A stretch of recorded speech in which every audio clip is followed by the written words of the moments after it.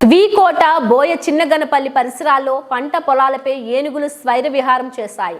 అరటి, మామిడి, టమోటా చెట్లను ధ్వంసం చేశాయి.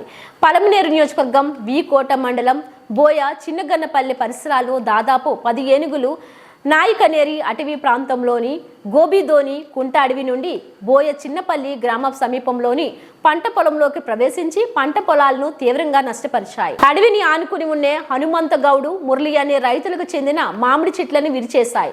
అరటి, కొబ్బరి చెట్లను సైతం తొక్కి పడేశాయి. మొక్కజొన్న, కాలీఫ్లవర్, బొప్పాయి పంటలను సైతం తొక్కి ధ్వంసం చేశాయి. ఆదివారం తెల్లవారుజామున సుమారు 10 ఏనుగుల గుంపు పంట పొలాల్లోకి చొరబడి తోటలను తిని తొక్కి నష్టపరచడంతో రైతులు కన్నీళ్ల పర్యంతం అవుతున్నారు. గత ఏడాది కాలంగా ఏనుగుల బెడద లేదని ప్రశాంతంగా ఊపిరి పీల్చుకుంటున్న అటవీ సరిహద్దు గ్రామాల రైతులకు కుప్పం రేంజ్ పరిధి నుంచి ఏనుగుల మంద తిరిగి రావడంతో రైతులు కంటి మీద కునుకు లేకుండా పోతుందని, ఏనుగుల దాడుల్లో ఒక్కొక్క రైతుకు సుమారు 2 లక్షలకు పైగా పంట నష్టం సంభవించినట్లు బాధిత రైతులు వాపోతున్నారు.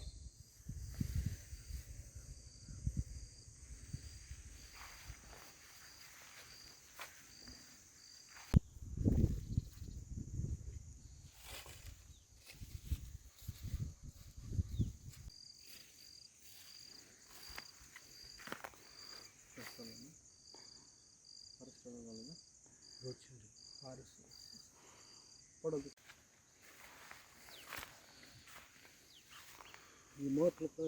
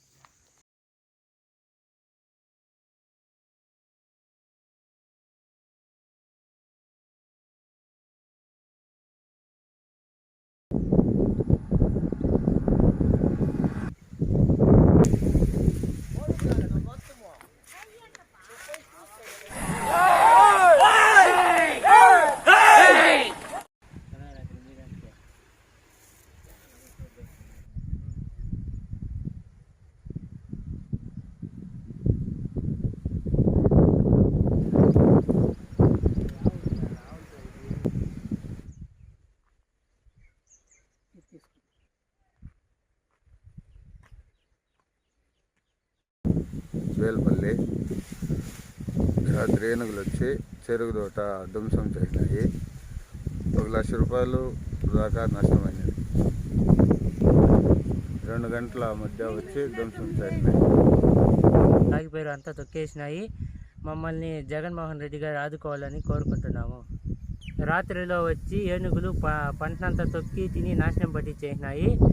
ప్రభుత్వం మమ్మల్ని ఆదుకోవాలి అని కోరుకుంటున్నాము. పుష్పమ్మ ఇల్లు కట్టింటే అంతా దొల్లిచ్చి పడగొట్టేసి సిమెంట్ ముట్లంతా ఎత్తి కింద పోయేసిండే.